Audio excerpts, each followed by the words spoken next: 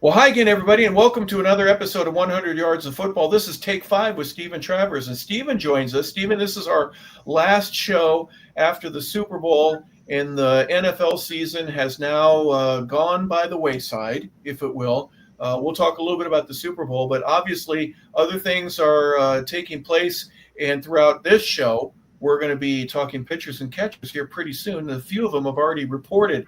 That's something that you know a little bit about, right? Sure.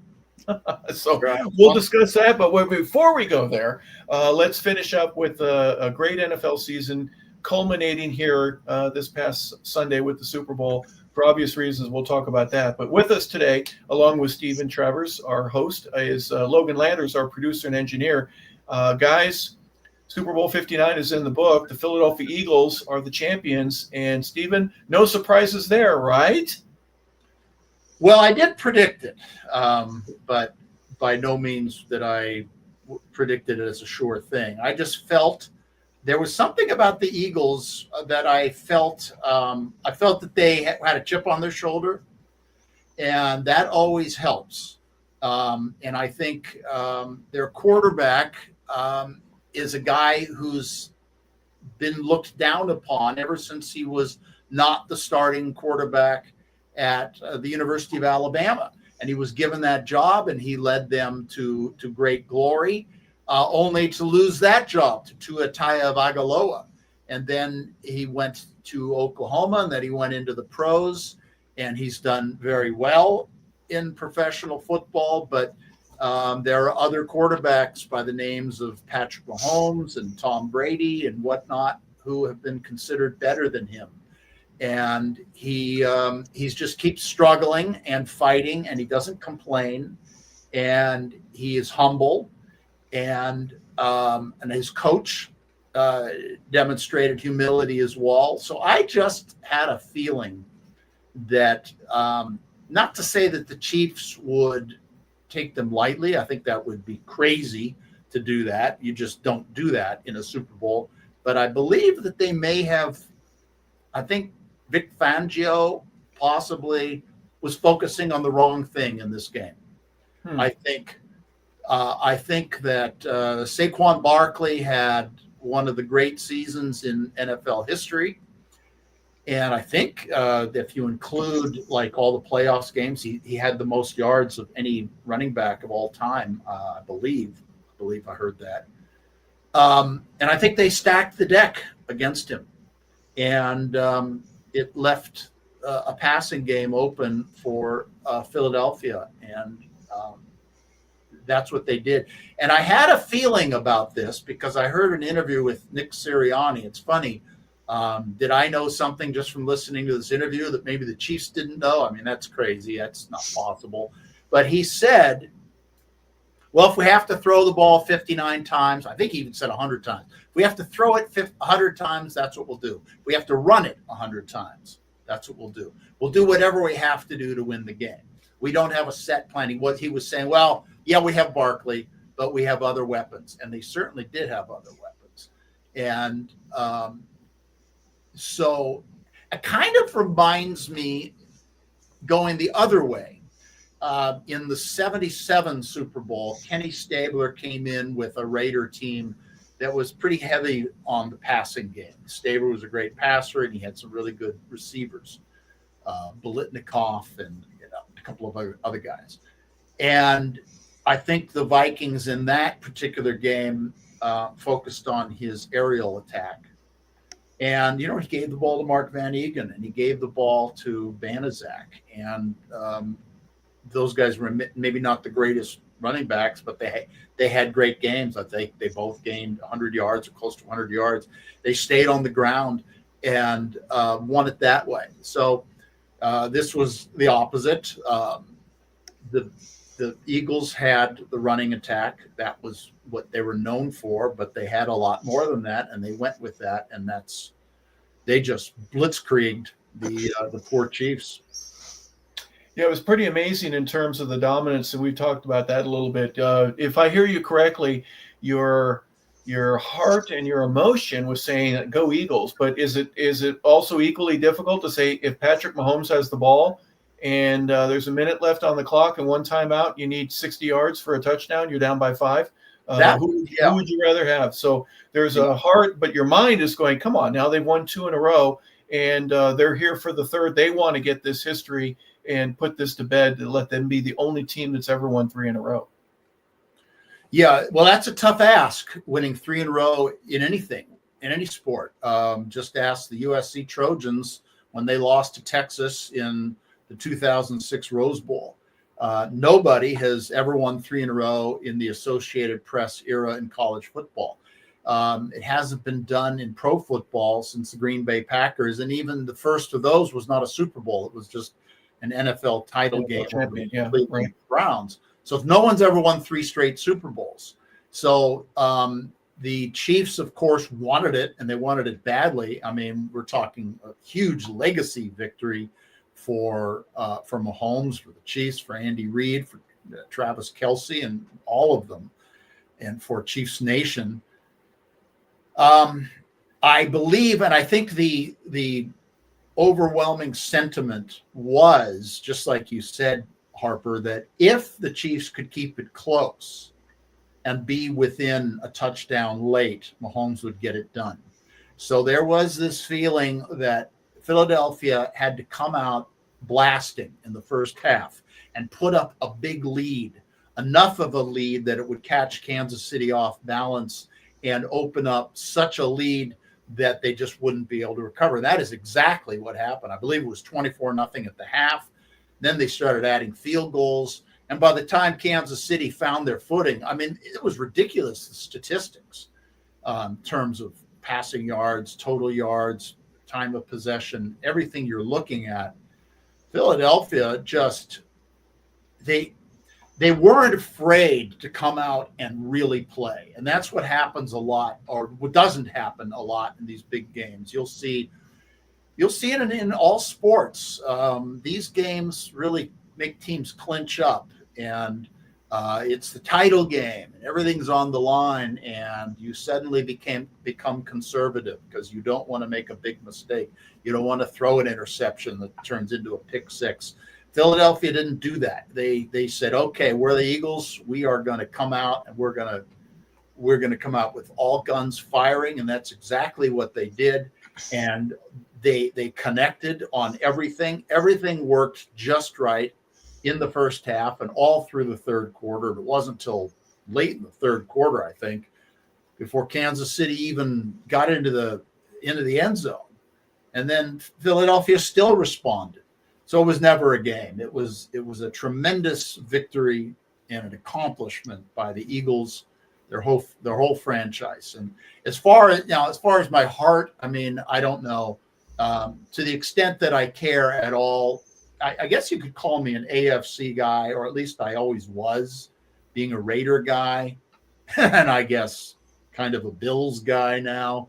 But and I've always been an American League fan. I don't know what it is about whether it's the AFL or the American League, but so in that respect, I guess I root for AFC teams, but I certainly didn't have any big, giant rooting interest in it. And I was really happy for Philadelphia and the way they pulled it off. And I liked the humility of their players and their coach. When the game was over, they showed themselves to be a class act. Yeah, they looked like the result of their hard work paid off quite nicely for them. Logan, if you don't mind, I had a couple of people ask me, so who are you rooting for? And I didn't have any skin in the game technically, although I had been with both teams at one point. The folks that knew me well enough to say, well, what do you think about that? I went at it from a historical standpoint. I go, when's the last time and when will be the next time that we have an opportunity to see history made with a team that quite easily could have won 3 in a row? That's the part that I thought was amazing, is that we're dealing with, this has never happened before. Stephen had already laid that out. Was that a part of you're watching this? Hey, I'm going to see something special at the now they didn't come up with anything, but had they, had their lead 24-0 at halftime, we'd be talking about this as a dynasty. No, we would. And, I was watching thinking, oh, man, because I had picked the Chiefs to win in our preview show. And I was thinking, man, I had picked against them in all the other rounds, so I said, you know what, let me see how this goes here. And well, if there's anyone to blame for a curse, I'll raise my hand here and say that's just how it goes. It's the old announcer's jinx, right? It's like you never mentioned a perfect game in any inning, and well, hey, it's the announcers that did it. But no, I thought for them to win back to back is already impressive enough. That's already a very it's a hard feat to do. So got to tip your hat just for winning back to back. Even making it back to a third one is tremendous in of itself. But I think it just seemed like they ran out of steam going into this game. They looked flat coming into the ball game rather. And obviously Philadelphia, they did not. They were high wire. They were explosive on offense and defense. And it's like a yin and yang, right? KC, they came out very conservative. It didn't just – they weren't clicking early on. And meanwhile, for Philadelphia, they barely had really any miscues the whole game, it felt like. You'd have to really kind of fine-tune and say, all right, well, here's where they made a mistake. But other than that, they were clicking on all cylinders. And, for KC, they had a great run, and they very well easily could come back next year and make it back to the Super Bowl. This is still a team that won 15 games this year. That was still a very good team that is a defensive-minded team, it feels like now, as opposed to offense. Early in their dynasty when they won the first one, it was it's the high-flying offense. Then it was the defense in the second one. Then this one, it was their great defense again, but just came up a little bit short, unfortunately, for all the fans and whatnot. But still a good season. Let's not look. I would love for the Falcons to make 3 Super Bowls in a row, win 2 of them. That's still a tremendous success. So we're not, obviously we're not knocking the Chiefs for any of that. But it was just it was a rough game, and it was Philadelphia's night. They had everything on their side, it felt like, and even though they had to grease the light poles, fans still found a way to take them down and run them down the street down there in Philly and celebrate. So it is a great night for all the Eagles fans. An interesting point, Steven, is we're not saying that Kansas City's done. They probably have the least amount to fix next to the Eagles in terms of, what would it take for them to get back next year. It kind of reminds me of the 80-81 49ers when they play Dallas in that playoff game and Joe Montana to Dwight Clark for the catch, and they come from behind and they win it.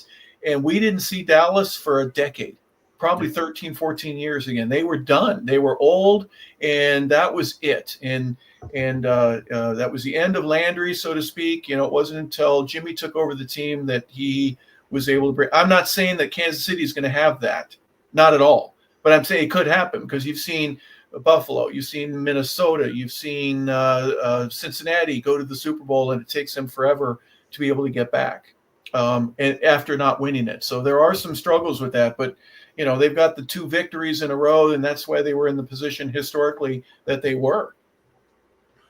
Yeah, you're absolutely right. Mahomes is still in the prime of his career. He is a superstar. There's absolutely no reason to believe that he is on a downward trajectory. Travis Kelce is older. His brother recently retired. I've heard some talk about him possibly retiring. I don't know if there's anything to it. The pride of these players is such that they just have the desire to come back and compete and be part of it. Retirement is a tough pill to swallow once you've been a star athlete, and it's a drug. But getting back to the Chiefs, their position in history. Now, I, for one, being a historian, have studied the great dynasties in all sports, whether it's the Celtics, the Lakers. I grew up with the Oakland Athletics at a time when they won 3 consecutive World Series, and during that same period of time, the USC Trojans under John McKay. Those were my 2 teams that I was raised on, in age 12, 13, 14, 15. So, winning was something I saw from a very early age in the teams that I rooted for, and I have admired winners. I'm not a person who hates the New York Yankees because they win all the time. I'm not a person who hates Notre Dame football because they were so successful. because I didn't look at it that way. I was with USC; they were their greatest rival, and we were playing them head to head during those years. We were beating them, so it wasn't like, oh yeah, we can't beat Notre Dame. Well, we were beating Notre Dame. So when a team comes along, whether it's Tom Brady or any sport, or Nick Saban or Belichick or anybody you're talking about, I admire what it takes to win. I admire what it takes to be great in anything, whether it's politics, business, athletics, the media. It takes a tremendous amount of hard work, dedication, and will. And that's what the Kansas City Chiefs did in order to get where they got. So you have to credit Philadelphia with matching that effort. And as Logan said, I think, or he intimated, I think that whether they were flat-footed, they're such a great team. If they played 10 times, I think Kansas City would win 5. I don't think they'd get blown out all the time. I don't think it was indicative of Philadelphia simply being that much better. They were that much better in the given day.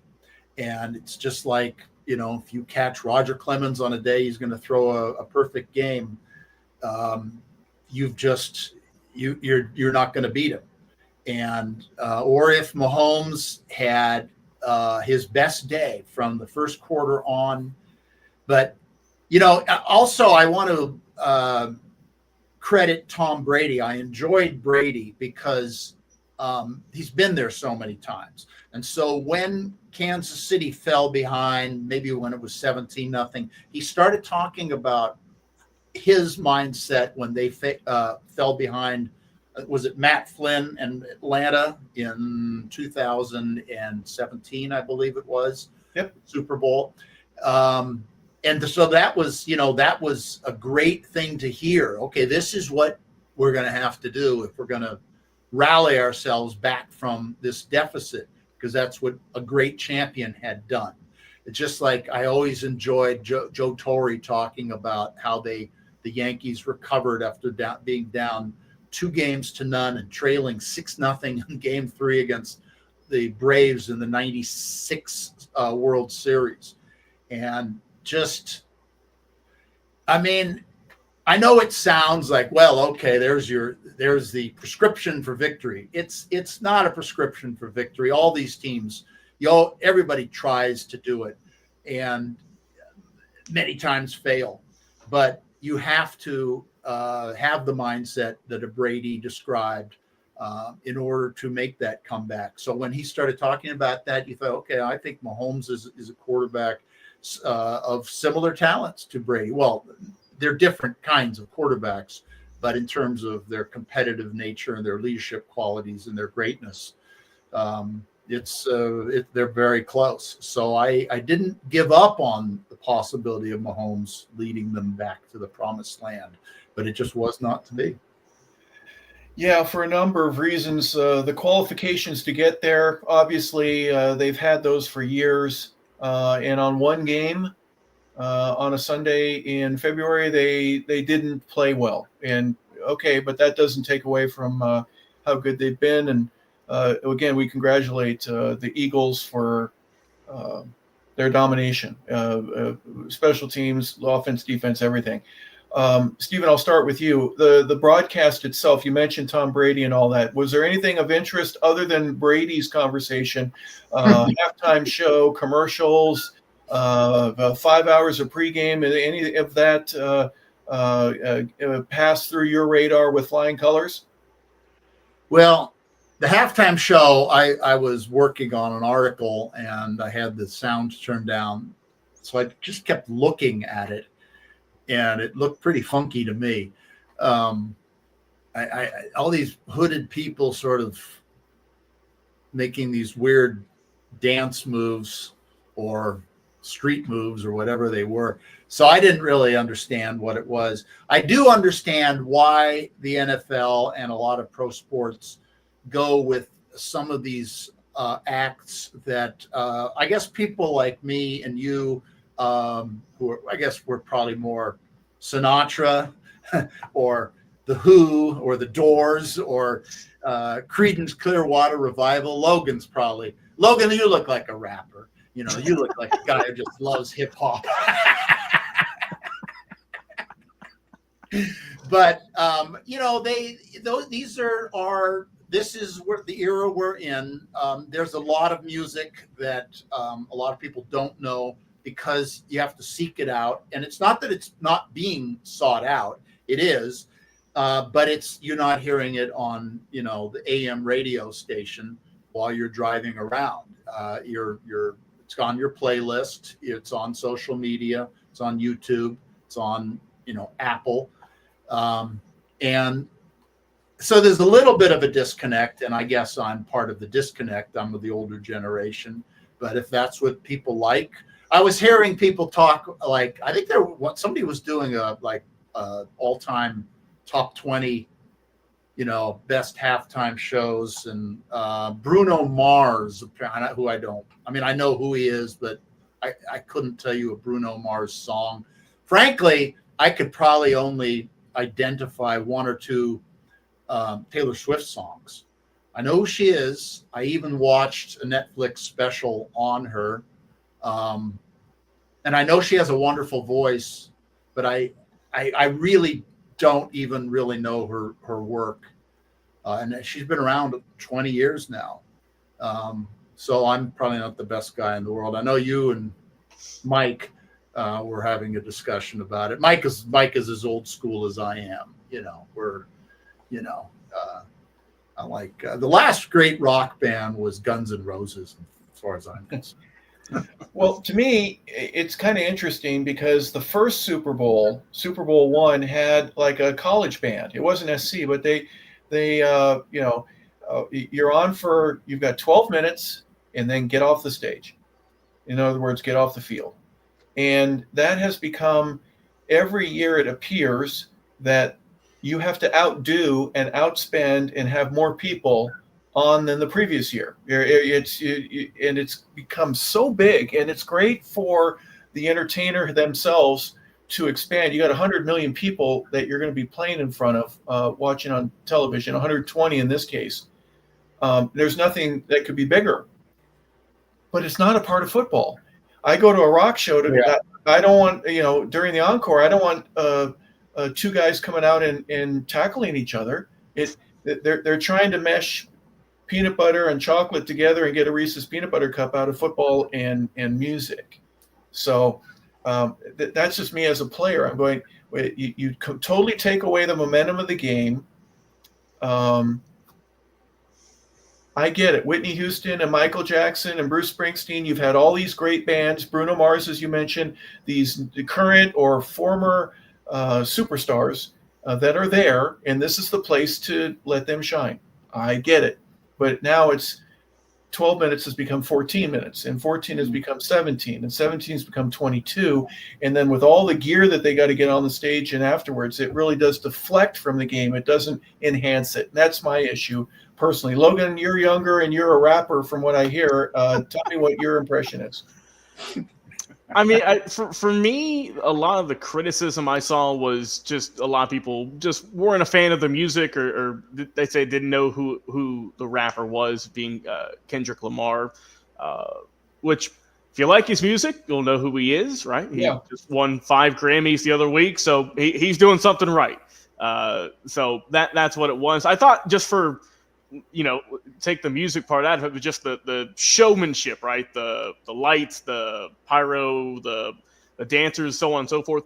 I thought it was good, but I didn't think it was, Super Bowl worthy like we've seen with, I think Madonna brought out like elephants or something, and there was streamers and everything. Like it wasn't that grandiose, right? It was kind of tame. Carthage attacks Rome. Right, yeah. Yeah. So it was more tame compared to years past, I think. But and believe it or not, that was the highest rated portion of the actual game. That had, I think, 133 million views. Really? And the game had 125, 26. So people tuned in just for that, and then they said, "All right, well, let's head on out now." And I think that, you've seen a lot more pop stars and rappers in recent years, and I think that's going to continue, only because Jay-Z, the famous rapper, is the head of the committee basically now to select who the halftime show artists are for the Super Bowl.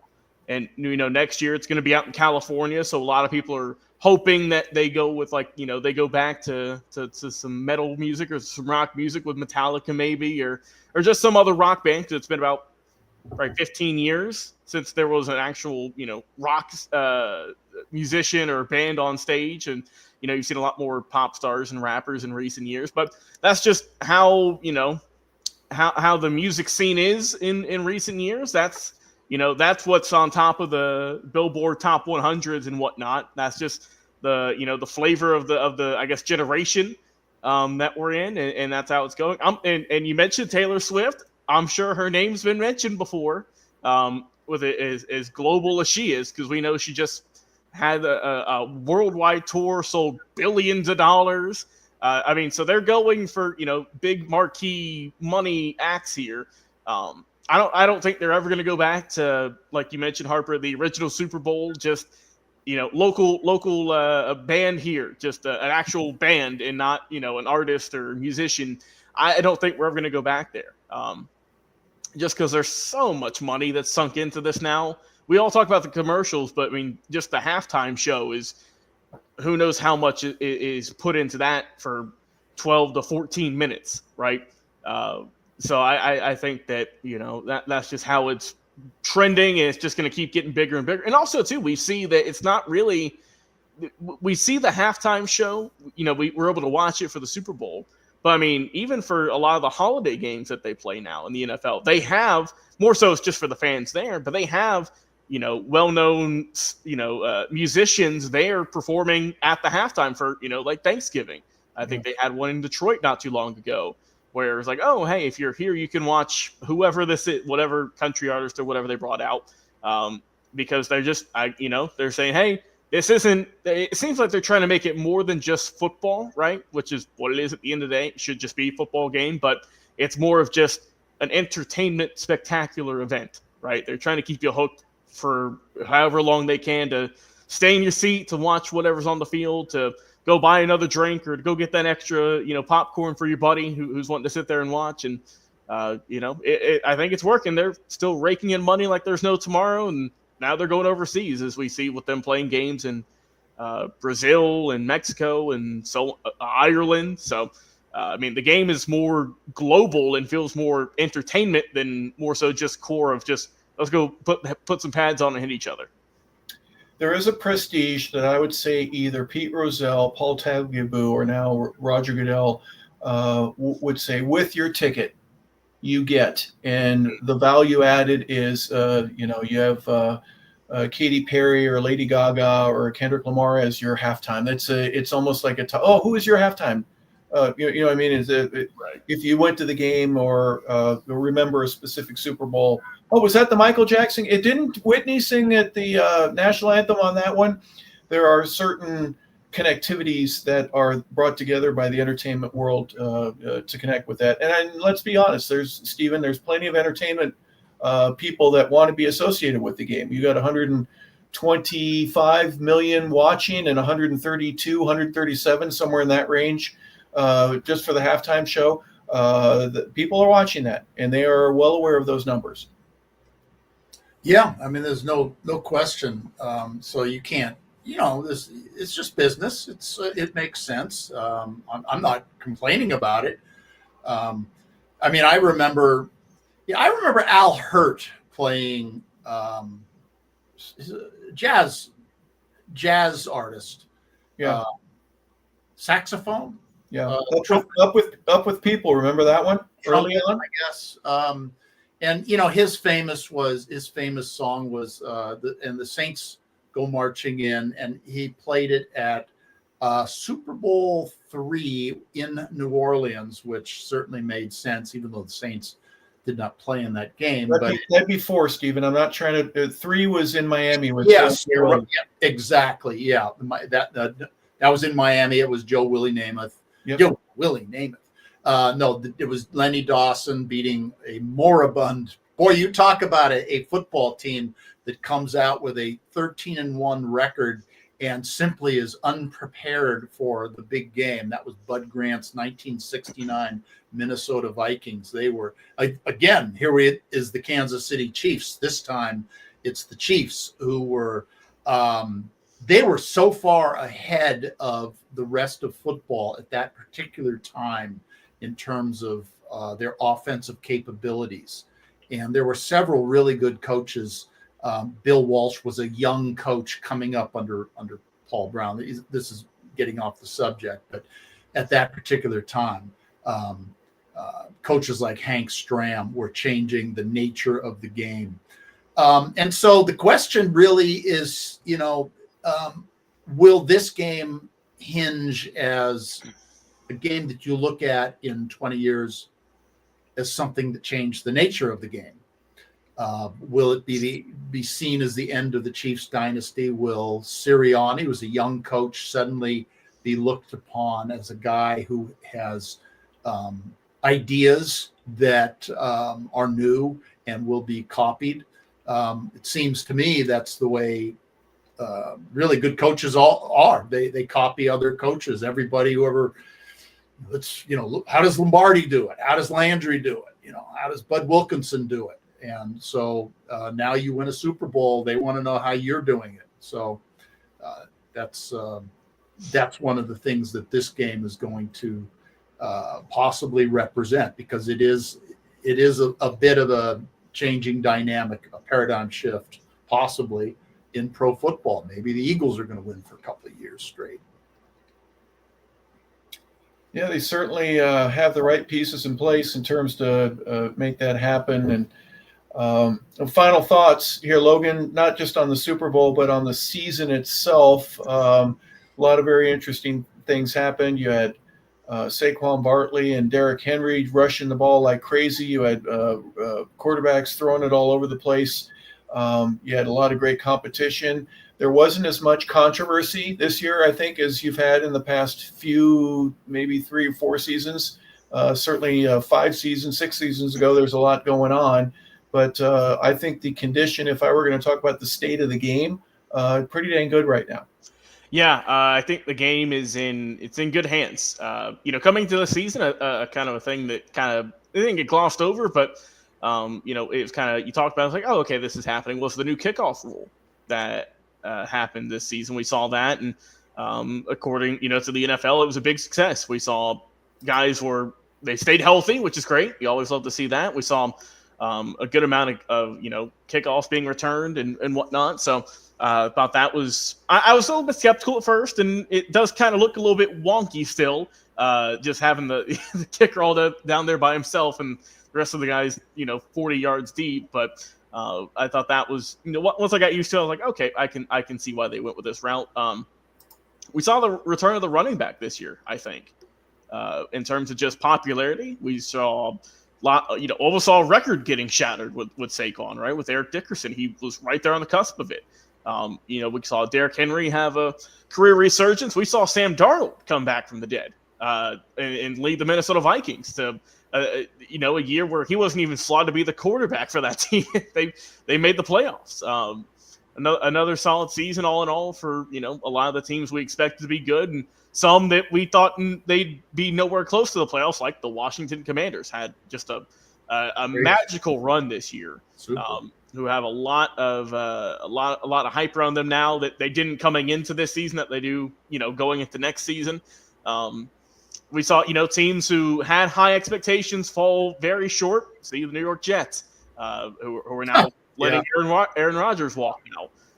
So where are they going to go now? We saw coaches get hired and fired midway through the season. So had a little bit of everything this year, I think. All in all, and I thought that this was a really successful year of football, not a dull moment. It seemed like every week there was competitive games, whether it was on Sunday or Monday, whether it was in the States or across the globe or across the pond. I thought that all in all, this was a very fun, a nice season in football. But as you know, guys, being in Atlanta, we're hoping the Falcons can get back to glory, get back to mostly just the postseason next year. And what a tumultuous season that was for Atlanta, and I'll leave it there. Yeah, get back to glory. Jesus, we got to get there first. Before, we got to get there. Yeah, 28-3. Stephen, your thoughts? Wrap a bow around the 2024 season and the 2025 playoffs and Super Bowl. Well, quickly, I got to tell you that I was a big Steve Bartkowski fan. I watched him play a lot of college football, and even saw him play a lot of college baseball. Believe it or not, he's really a college baseball player. So the history of the Atlanta Falcons really goes back to him. But I want to make a personal statement, and I want to thank both of you guys, and I want to thank Vincent for bringing me on, because, I grew up really loving pro football, and I loved the Oakland Raiders. And then, then they went to LA, and I stayed with them, and then things happened, and I just sort of fell away from professional football. Then I had a period of time when I was writing for magazines, newspapers, and then books, and I had press credentials, and I was at a lot of games, whether it be pro games, college games, all the different sports, and I was very involved. In recent years, I have been semi-retired, and I want to thank you guys for bringing me on 100 Yards of Football and having me on every Thursday, because this is a season that I will look back on with a lot of joy, because, now I'm paying attention to pro football far more than I had, and I'm enjoying these discussions that I'm having with you, Harper, and with you, Logan, and with Vincent, who I'm sure is watching. And it's just been a really fun time to talk about college football and pro football, and really just get into it. And you guys have great insight, and what I've really been doing is just kind of feeding off of what you guys say.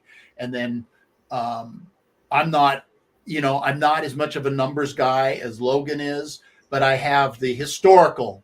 I think you brought me in here to talk about, how something that happened maybe 30, 40 years ago that reminds me of something just happened this weekend. I think that's fun, but it's been a joy to be on with Take 5 with Steven Travers.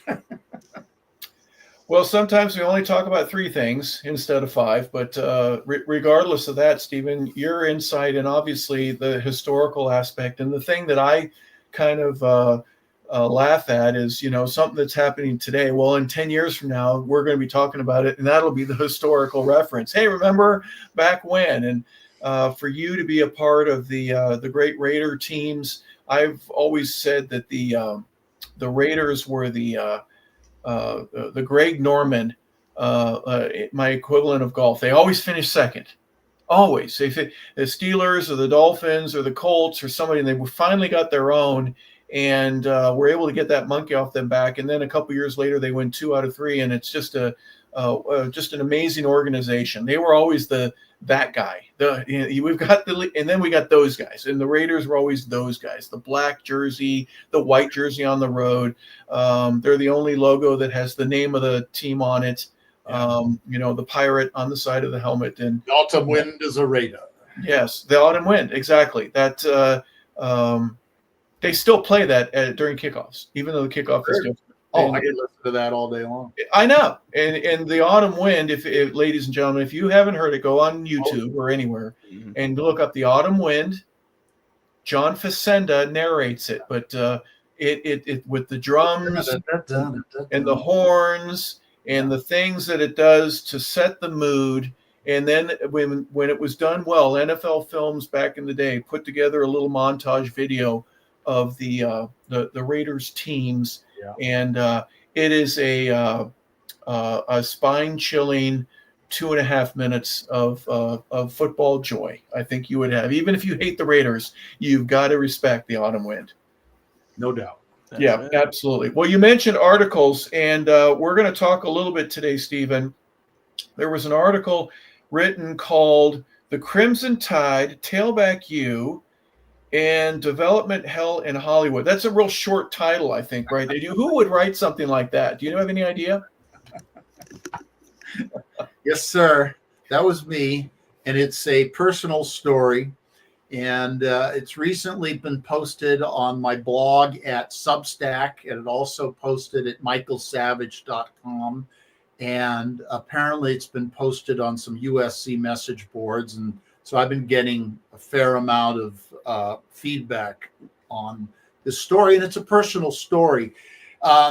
We all know that I wrote a book called One Night, Two Teams, Alabama versus USC, and the Game That Changed the Nation. This book was published in 2007.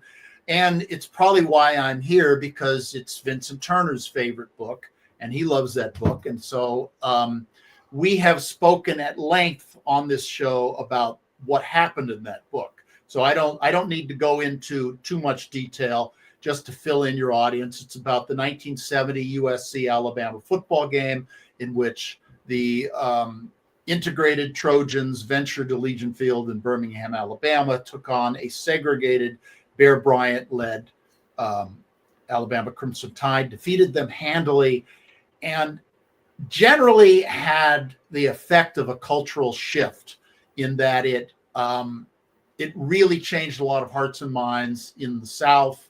Perhaps the region was leaning towards a full integration, but it was not there yet. After that game, it did happen. Full integration did occur. So that's what that book is about. And I wrote it. It really, the genesis of it came about from an article that I wrote for Street Zebra magazine in 1970.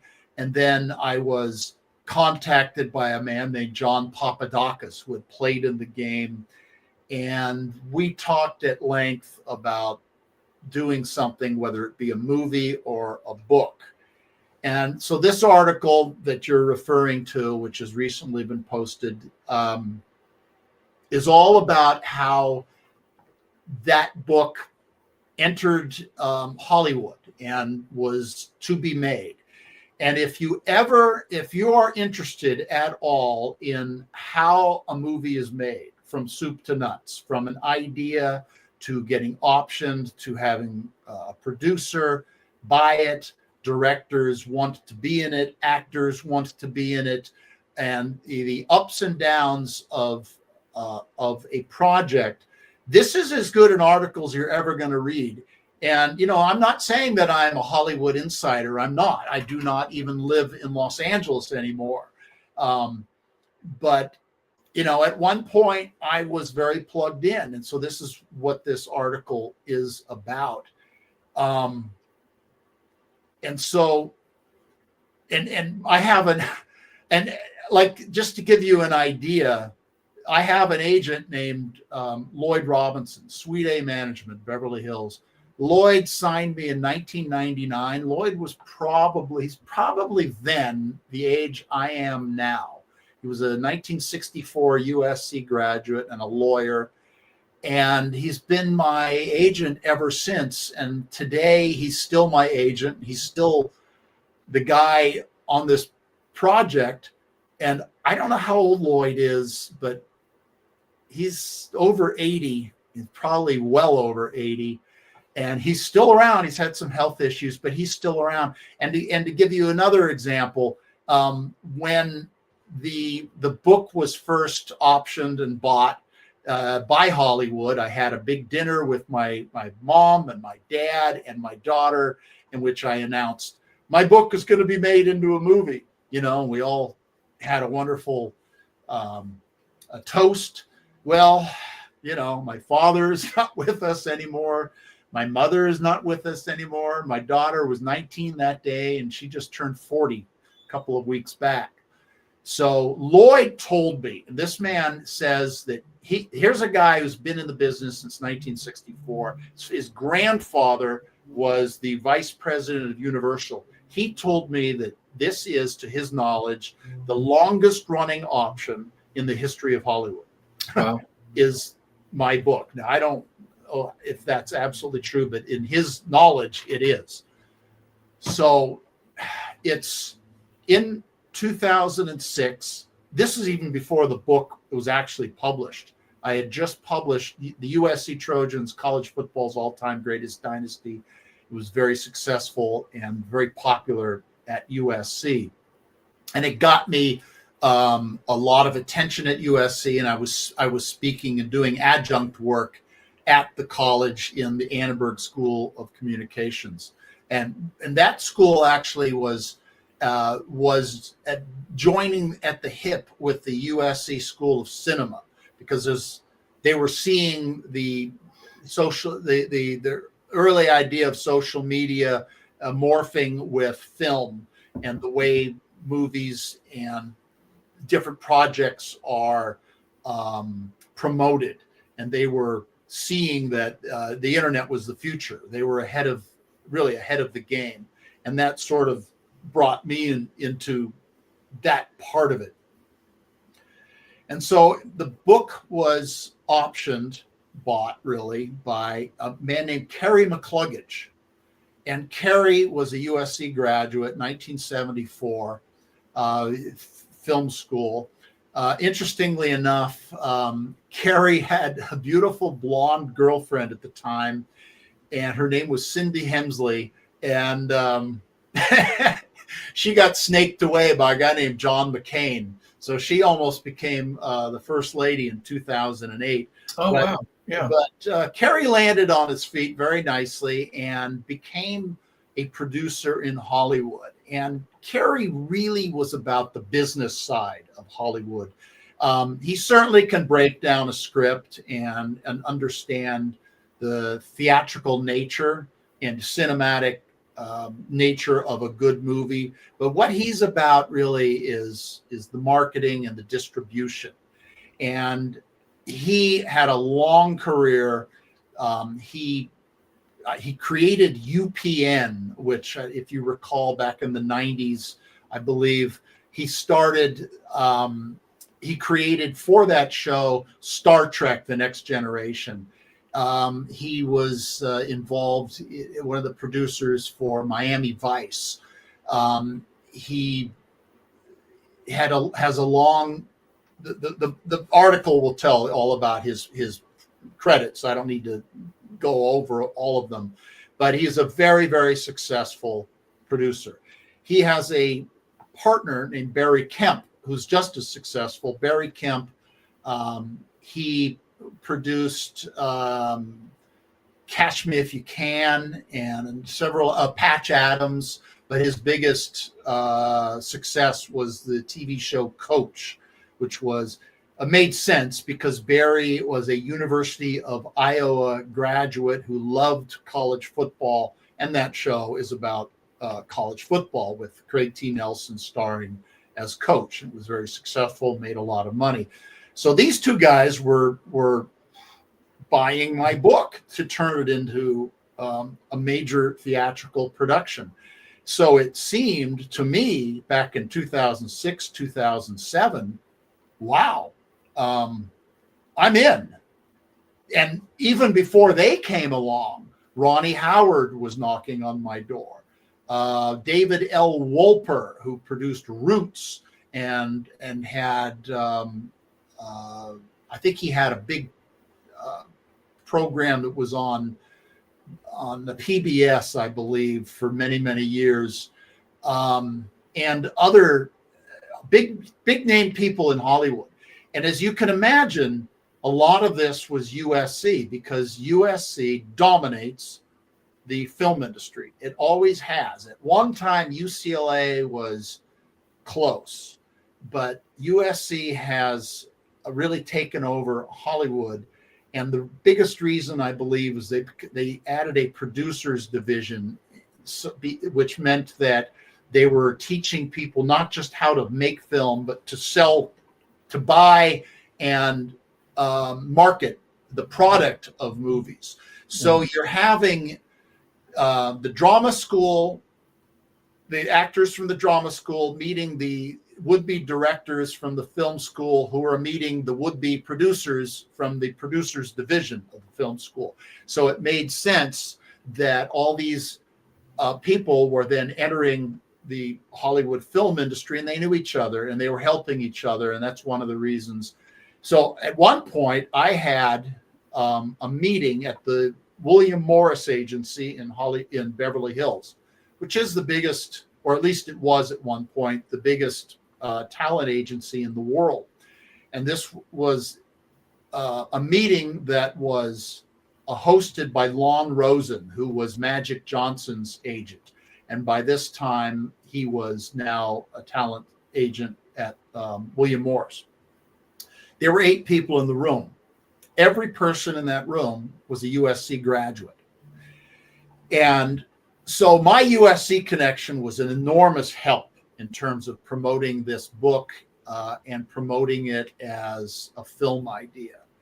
And it just, so I describe in this article how it went with Kerry shopping it to studios, and also some ideas that Kerry had that maybe were a little bit outdated, because he really came from the idea of a theatrical release. A movie is a movie, okay? It's Chinatown, it's Apocalypse Now, it's Patton. It's shown in a theater. People line up at the theater, and it makes a lot of money. And today, that is not necessarily the case. There are films, obviously, that go to theaters, but they don't stay in the theater as long. They are available on demand on television, on cable, much sooner. And the other thing that I really think really should have been done, or still should be done, because it's still out there, it's still under an option that I get paid for every single year to this day for 20 years. And Lloyd said he's never seen anything like it. I'm not complaining about getting paid, but I'd like to hear my voice heard a little bit more, in that I think it should be a Showtime or an HBO, or today an Amazon or Prime Video series, because why not flesh this story out? And let's say, I mean, you've got so many great cinematic moments. You could, the first hour, the first episode is just going to be basically in a duck pond with Bear Bryant and John McKay sipping whiskey and talking about life in the 1960s, and Bryant saying, a good old boy, John, I really wish I had a program like yours. You've got a completely integrated program. It's a classy program, but I just can't get past George Wallace, and I just can't get past some of the adamant people in the alumni at Alabama, and I just can't get past some of the laws that are literally written into the state of Alabama, and the idea coming about, well, maybe we should play a game, and this game, it wasn't like Bryant said, okay, here's what we're going to do. You guys are going to come play us, and our fans are going to see all of Sam Cunningham and Clarence Davis and Jimmy Jones, and they're going to say, oh, that's we really should integrate our program. Now, it was a far more organic story, but it comes about from an event in 1970, and it's a perfect timing. And this is all could be in the first hour of a 5-part, 7-part, series. And it's now Bryant is at the Bob Hope Desert Classic in Palm Springs. He's playing golf, and he gets word that this is January of 1970, and the season has just ended. And his season was not good. His team was 6-4. USC was 10-1 and won the Rose Bowl. And he gets word that the NCAA is allowing an 11th game. Well, what's everybody going to do with that 11th game? Well, let's play San Jose State. Let's play Fresno State. Play some team that you're gonna beat handily. And no, I'm not going to do that. And he calls McKay. He says, I'm flying out of Los Angeles airport at such and such time. I want you to meet me at, I believe it was at the Horizon lounge, one of these lounges that they have at the airport for paid members, to have a little bit of privacy before their flight takes off. Meets McKay and Craig Fertig, by the way, assistant coach, former quarterback. And he says, I want to play you guys next year in the opening game of the season at Legion Field.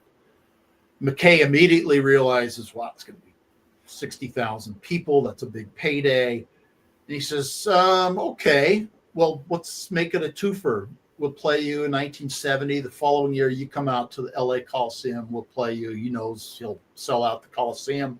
Big money is to be made out of these two games. And they agree, and they shake on it.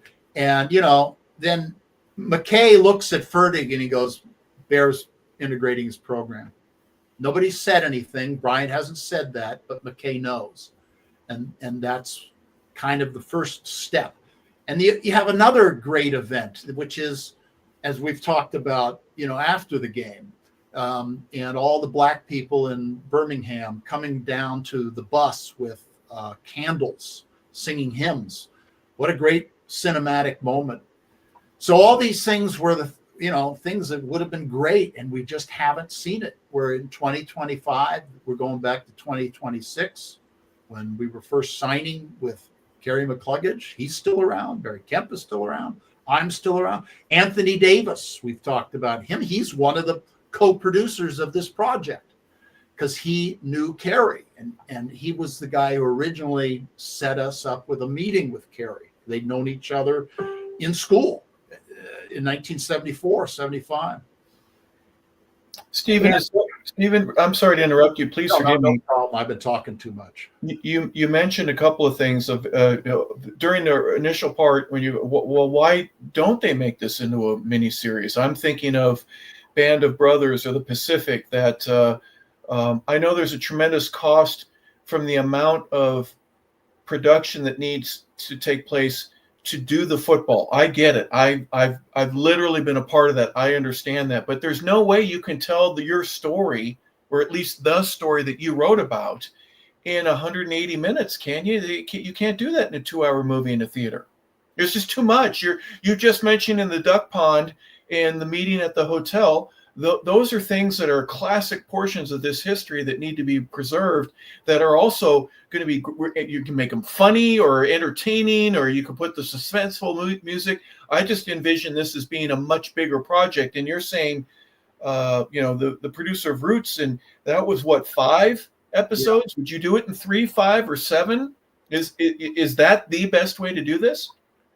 In my opinion, it should be on cable television, on demand, when people can watch it anytime they want, which is how people watch movies these days, or television shows. Flesh it out so the whole story is told. So the game, will be the final story, because you've got so much involved. You have black players at USC who brought guns to Alabama. You have the reaction of Alabama initially. You have the reaction of the press and Jim Murray and his incredible articles that played a huge role in this game, and this game being played because Murray had in 1966 excoriated Alabama over failing not only to have an integrated team, but they didn't play integrated teams. And this is one of the reasons Bryant schedules this game as an answer to Jim Murray. So you get into all of these different things. So it takes a while to tell that story, to tell it thoroughly. Is it just a cost, or is it, how would they raise you said Anthony Davis is one of the producers. Does Anthony say, okay, we need to have $200 million to make this happen? Or do you need 300, or is it 600, or could you get, I'm trying to think from the business perspective of what the delay is, because you saw in The Blind Side, if you take Sandra Bullock out of that movie, it's still going to be pretty good, but that you had just the right amount of people that could pull it off. And they made enough money with that one to say, we can do this. We can film football stories that are a little bit more than Paper Lion, a little bit more than Brian's Song, and really do it in a way that it's good football. It's actually, like Miracle, the movie Miracle had hockey players play the actors.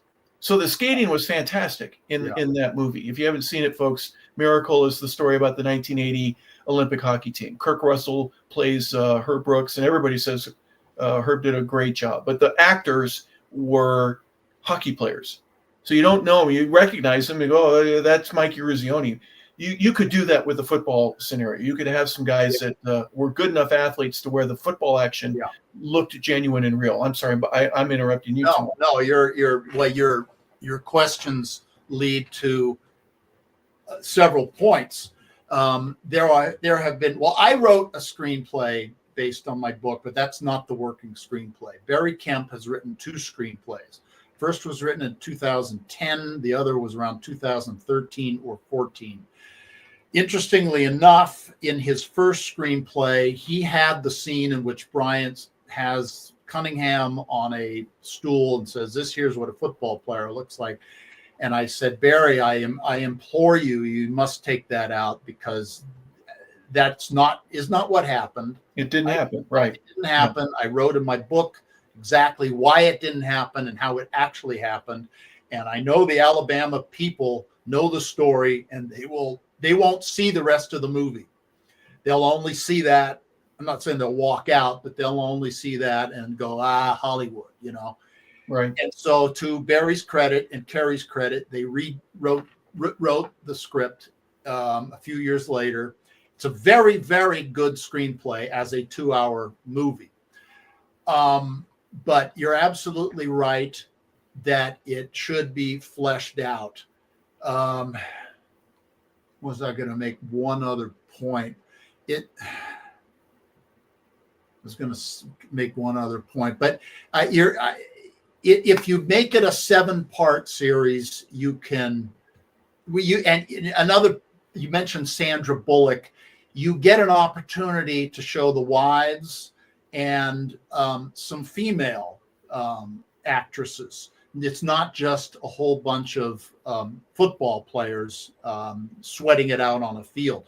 Oh, I know the point. And he's still alive, and he's so perfect. We have a guy named Alan Graff, and you may know who Alan was. He's from San Fernando. He played in the game as a lineman at USC, was a member of their 72 national champions, played a little bit in the NFL, became a stuntman in Hollywood, and eventually became what's known as a second unit director, famed for doing football movies. This man has directed all the football scenes for Varsity Blues, Any Given Sunday, Friday Night Lights, you name it. Yeah. And I'll get to the sad story on that in a second, but he's still with us. So, the football scenes would be just fantastic if a guy like Alan Graff is doing it, if you've ever seen Any Given Sunday, which I'm sure you have. Second, Legion Field is still there. It looks exactly like it did. And you also have CGI, so you can fill in, you can get 60,000 people, using computer graphics, but you still have that field that looks the way it did. You can film there. Now, speaking of Alan Graff, and this is really where the story gets started. This is before I get called. I get called by Papadakis in 2000, and he thanked me for writing an article in the magazine. Briefly, we brought Lloyd in to maybe look at possibly doing something as a screenplay, but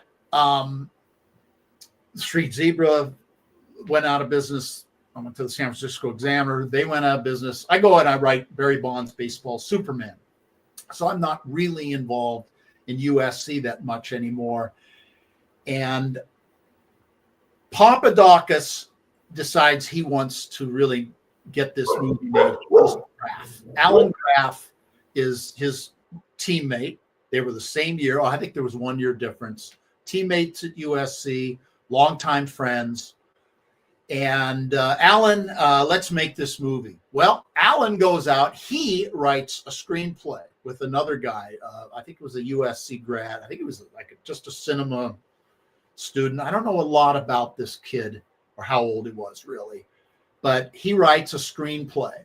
This is around 2003 or 2004. This is before I get involved.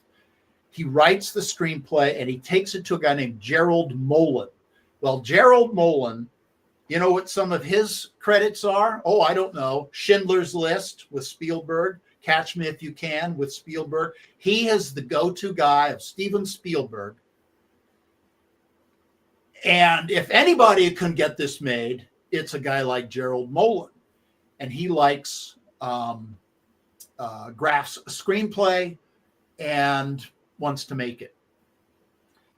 So Graff calls up Papadakis. They meet at Heritage Hall. They're sitting on the steps of Heritage Hall. And Graff says, "Got good news, John. Gerald Molen wants to make this movie. He's going to make this movie based on the screenplay I've written." Papadakis then says, "Well, how much am I getting paid?" And Graff goes, "What do you mean, how much are you getting paid? What do you have?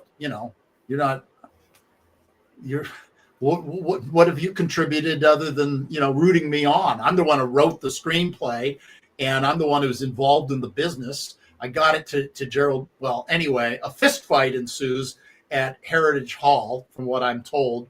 And a 35-year friendship is down the tubes. And Papadakis then sues Gerald Molen, which causes Gerald Molen to drop the project, because that's death to a movie in Hollywood. So this is the story of this game, and it's dead even before I'm involved. At which point I somehow, by happenstance, get into a conversation with Papadakis really about something else. I'm calling him to congratulate his son Petros on being an announcer. I just saw him in the LSU Oregon State game. Hey, congratulations. And now John says, "No, here's what you're going to do. You're going to help me create an ownership scenario over Alan Graff." And I don't know who Alan Graff is. Yeah, I'm a big USC guy, and he was a USC football player, not necessarily a star. But I'd never heard of Alan Graff before. I didn't know that he was a second unit director. I didn't know anything about him. And so he's going, "Well, why don't you write a screenplay?" And I'm going, "Well, first Alan Graff wrote a screenplay, and Molen, we're not really sure what Molen's going to do." This is before Papadakis sues him. So at this point, Papadakis is with Sam Cunningham. He's somehow, I think he's helping Sam monetarily. So Sam is kind of, Sam owes him, I guess. And so I come up with the idea, well, you know what? It should be a book, because the screenplay is just basically 120 pages of paper. You get a book that has a good publisher that will give you some kind of proprietary ownership of the project, for lack of a better term. So I then go to work for Papadakis. He doesn't pay me. I do it for free. And I get Thomas Nelson Publishing to do the book. This is not really about the movie. The long story short on this is that after I get Nelson to offer a substantial advance to Sam Cunningham, John Papadakis, and me for me to write the book, John then says to me, "Well, I want to thank you for all your help, but we're not going to go with you, and we're going to go with Bill Plaschke instead, and we're not going to work with Thomas Nelson. We want a bigger house than Thomas Nelson, but thank you for everything."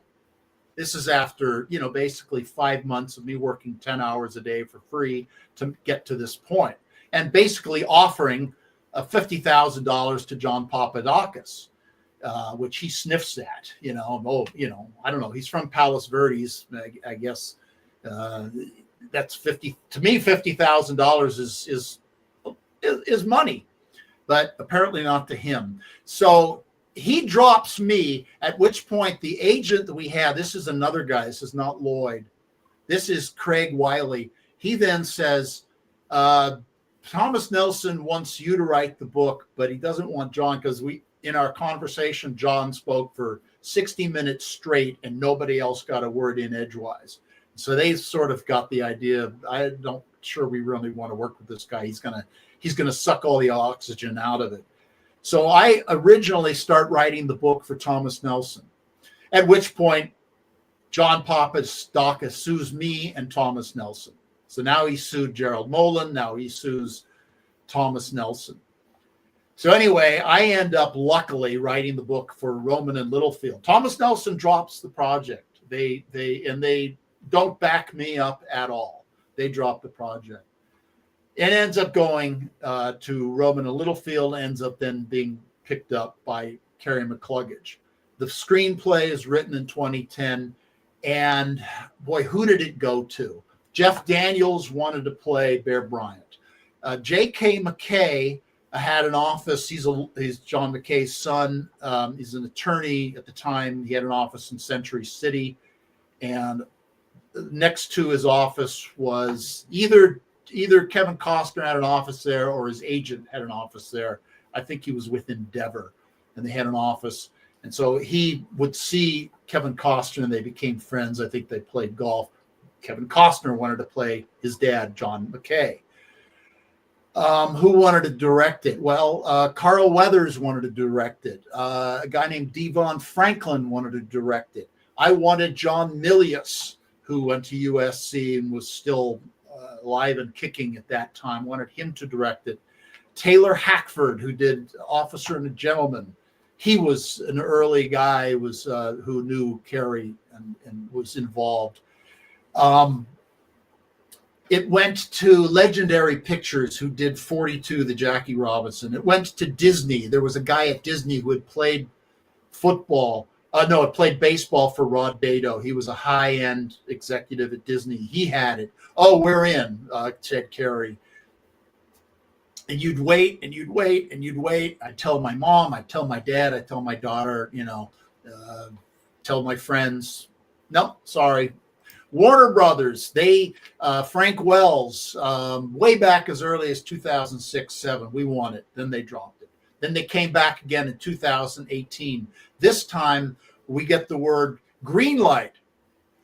Greenlit. Well, if in Hollywood, that's the magic word.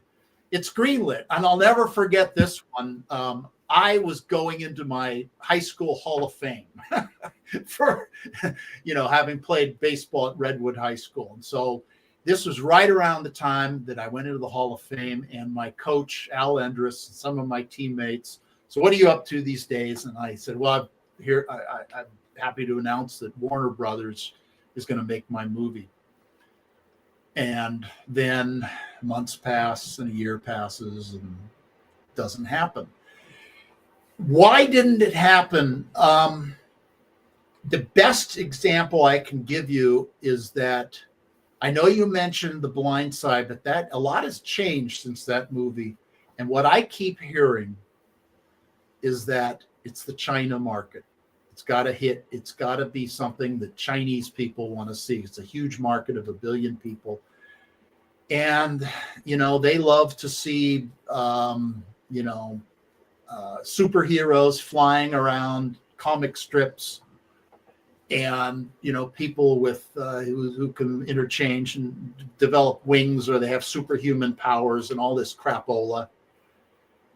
And to my knowledge, that's probably the biggest reason it has not been made, at least as a big screen theatrical production, but doesn't really explain why it couldn't be made, as you mentioned, or as I mentioned. Then finally, the most unfortunate cut is that in 2021, I'm never forget, I was at the Baseball Hall of Fame in Cooperstown with Bill Lee, and I checked my phone and I go, oh my God, Sam Bam Cunningham just died. And that was really sad. And it was really, because I'd become good friends with Sam. I was on a panel in Dallas talking about this event with Sam, Willie Brown, and our friend C.R. Roberts, who we've talked about at length on this show. And first thing that Sam, if he's passes away, now he can't help promote the movie. That was a big thing. But John Papadakis again. Now, here's what I had forgotten to tell you, is that Cary was very smart, and he wrapped up John Papadakis and Sam Cunningham early on by getting their life story rights and having, the scene in The Godfather, keep your enemies close, your friends closer, your enemies closer. He had us all under one contract. So it wasn't like Cary could make the movie and then John Papadakis could sue. No, it was all the same movie. We were all co-producers on it, right? Except as soon as Sam Cunningham passes away, John Papadakis breaches his contract with Kerry McCluggage and Barry Kemp and me and takes it to Village Roadshow, which is a huge production company that has made they did I Am Legend and many, many huge big time movies, and takes it to them and breaches the contract and signs the contract. And how Village Roadshow didn't do their due diligence and know that he still was under contract with McCluggage, I don't know, but that's what happened. So now you have another lawsuit, and it's Kerry McCluggage, who has a big time Hollywood attorney, of course, who sued Village Roadshow with a cease and desist. This is in 2001. Now it's 2005. It's not, I don't see it ever being made. I think it's just a tragedy that this was never made, because, they made a movie about this Texas Western basketball game and its importance, and that's fine. It was a good movie. But, this has been made into at least 4 documentaries. CBS College Sports TV did it. HBO did one. Showtime did one with Tom Selleck as the narrator. We've gone from maybe Tom Selleck playing, Costner, to Tom Selleck being too old, not Costner, to playing Bear Bryant, to Tom Selleck now being too old. Yeah. Everybody's too old. All the original people that we thought of, Costner, he's too old. And so here we are. And so that's the article that I wrote, and there's a lot more to it. But if you're like a film student and you want to really know how the sausage is made, this is fully encompassing a story as you're going to get on how a movie is identified, the subject matter is found and identified, and then gets bought and optioned, and in the real tragedy of it. And I call it development hell, and that's what it is. It's like it's in a cycle that I don't even pay attention to anymore. When I hear, it's somebody's looking at it, or this guy's looking at it, or this company's looking at it, I don't pay any attention. It's become a running joke in my family with my daughter and my son-in-law, and I my mother became completely cynical about it. And then in 2018, I mentioned that Warner Brothers, no, Mom, this time it's real, last 2 years of her life. And that didn't turn out to be real. She passed away without ever seeing it. So that's the story. I would imagine that most of the delays, from what you've been telling me, Steven, and to all of us, is there's almost too many people getting involved, and then they have a spat, and next thing you know, there's fistfights and lawsuits, and the examples of that. I would imagine that does take place in other forms of Hollywood production, but probably not anywhere close. You said that this script has been sat on the table in the back burner longer than any other one. It either gets scrapped and say, no, we're never going to do it, or it gets made. And this one has been in limbo for over 20 years. The event took place 50 years ago, but amazing that the one comment that I have in terms of what you were saying, let's be candid. No one in China should care about this, to where we make the film or don't make the film. We make the film because it's going to be a good movie. Yeah. You made The Godfather because it's going to be a good movie, not because we want to only appease Italian Americans. You know what I mean? It's just, this is a story that has historical significance in ways that Marshall or Miracle, like I mentioned, or other sports movies, yeah, you want to shy away from those, that's fine. But you look at the cultural change that took place because of just this one event. That in and of itself is why it should be made. Period. You can do it, but it hasn't been done. We're still waiting. Yeah. I mean, I'm proud. I'm very proud of my role in it. And and there are people, Vincent Turner is one of them. There are many people like Vincent Turner who have approached me over the years telling me you did very great work in talking about the story and getting into the nitty gritty of what happened. And I mean, in many ways, I even wrote it cinematically. I was a screenwriter in Hollywood, basically from 1994 to 2001, 2002, and may well have. I mean, that's another long story. I've had other screenplays that were bought and were basically greenlit by big time people like Edgar Sherrick and James Woods. So, I write cinematically. I write, from the idea of what would this look like on screen? How does it pop? How does it explode off the page? And right from the get-go, just the way this started as origin, its origins were John Papadakis talking to me about a movie, before it became a book. But even before that, it was a screenplay by Alan Graff, and why John is like the way he is, that he decides to sue everybody. I mean, he sued 2 or 3 people just in the course of this. I don't even want to know what his track record of lawsuits are throughout his life and other things in his life. I mean, I actually like the guy. He's a smart guy, and he's a good businessman, and he's a very, very, shall we call it, an ebullient Greek man. I mean, he literally danced and sang. I think even wore Greek outfits at his Papadakis Taverna. He's a lot of people like him, and I liked him when I met him.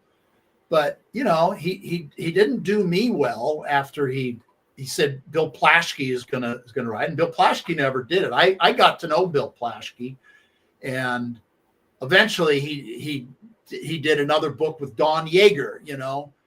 Oh God, that's another one. This is a beauty. I mean, I hate to expose everybody, but what the heck? It's only Take 5 with Steven Travers. This is a beauty. I write my book for Thomas Nelson. They sue Thomas Nelson. They think that my book is dead in the water.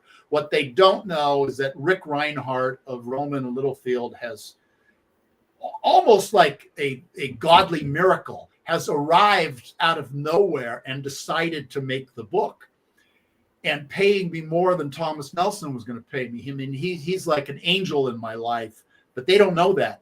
And I got a call from Don Yeager and along with Papadakis. They want all my notes and everything I've written, and they're going to pay me $10,000. And I say, well, okay, but is my name going to be on the book as one of the co-writers? If I want to do it, I'll do it as a co-writer. No, we can't do that. Maybe we'll mention you in the acknowledgments. You're going to Don Yeager, who wrote Under the Tarnished Dome, he's basically wants to cut and paste everything that I've written onto his book, and that's what he's going to do. I mean, that's insane. I mean, that's very unethical. So then I said, well, no, actually, and then I laid the bomb on him. No, actually, my book is going to be published by Roman and Littlefield, and it did better than their book, and sold better than their book. But as I mentioned, Kerry also optioned their book as well as mine because he didn't want to have competing. He knew Papadakis' history. He knew that if he didn't do that, if he didn't bring in Papadakis as well as Yeager and Cunningham, he was going to get sued by Papadakis. Then eventually Papadakis breaches that contract. Now he has to sue Papadakis. I mean, why I'm sitting here at this point, Harper, talking about lawsuits, is just ridiculous. That it should be lawsuits. It should be this joyous story.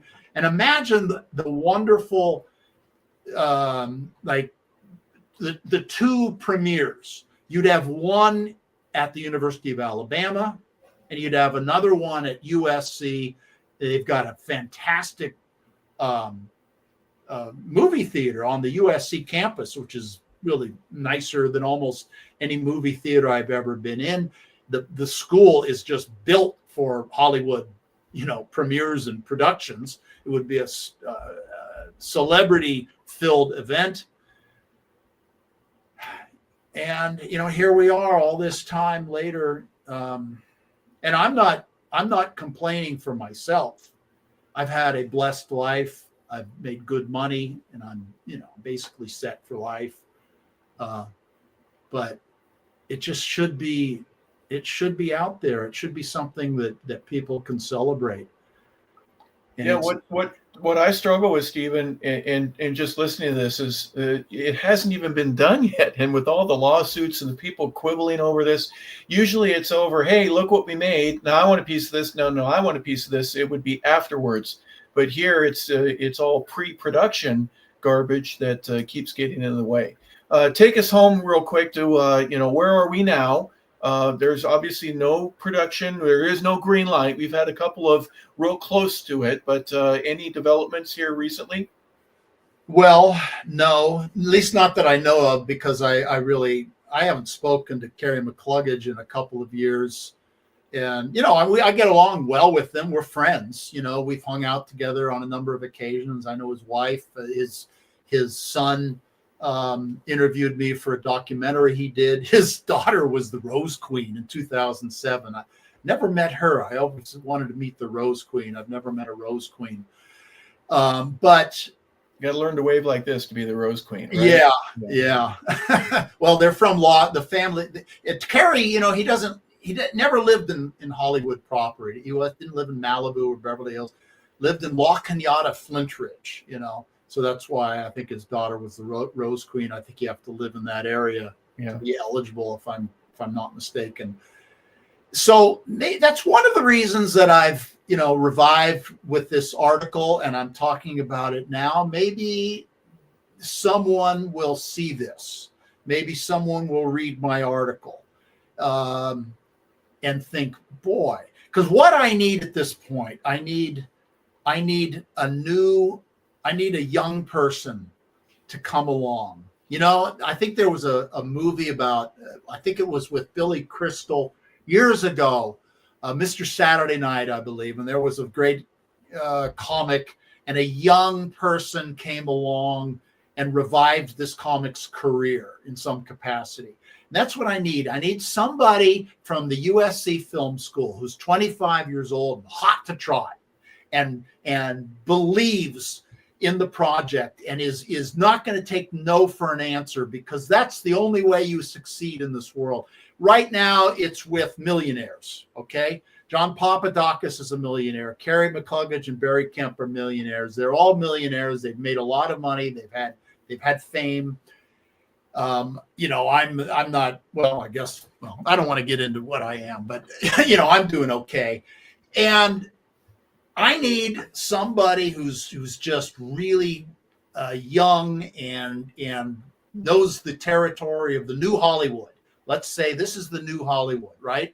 New Hollywood was 1968, 69, 70 when Easy Rider came out, and you had young people from the film schools, USC and UCLA, John Milius, Francis Ford Coppola. They came along and they changed it. They forged their way in because they were young and they weren't going to take no. That's what I need. Somebody like that to say, boy, this guy Travers he's got the material. He's done the research.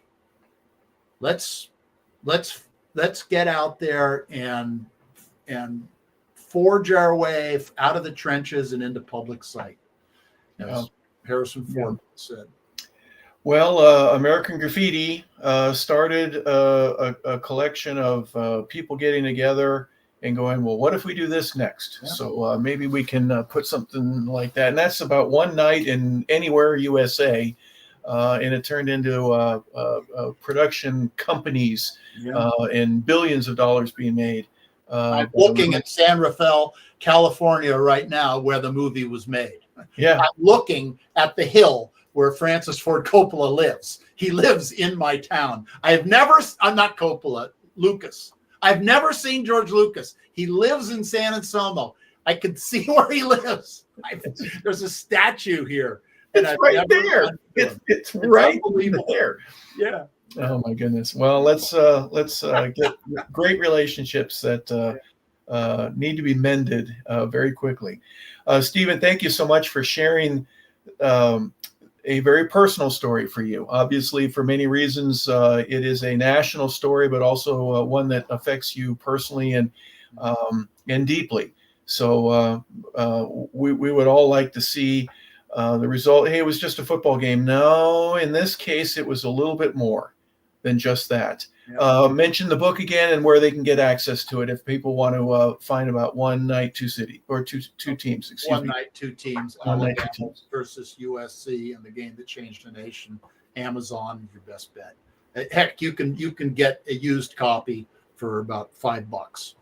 You know, it might even have my autograph in it. You know. Well, now it's worth $4. If it has my autograph in it, it'd be worth $2.50. Well, if it had your autograph in it, we'd be able to sell for $20. Yeah, the book's $5. With my autograph, it's worth it's $2. We'll get it to you for $2. Easy to do. Well, thank you for being a part of it, Logan. Thank you so much for helping produce. We got to talk a little bit about the Super Bowl and tie a knot on the end of the NFL season. And obviously there are some ties and bows and strings and duct tape and baling wire that still need to be connected for One Night in Two Cities, and the story behind that and the ability to turn that into a motion picture or a miniseries, whether it be a 3-part, 5-part, 7-part, whether or not Tom Hanks becomes a part of it and turns it into something epic like he did with Band of Brothers in the Pacific. It's an amazing story, and really one that needs to be told, and more importantly needs to be heard, so that we can be reminded of how a game of football and two guys that were friends and liked each other helped change the overall environment in which we all live. So thank you for sharing that story with us, Steven. And this has been Take 5 with Steven Travers. Thank you so much for being a part of the show today, everybody. This has been 100 Yards of Football, a special edition where we not just talk about the game itself, but we talk about things that take place behind the game. So thank you for being a part of it, everybody. Steven Travers, thank you so much for being a part of that as well. Have a great day, everybody.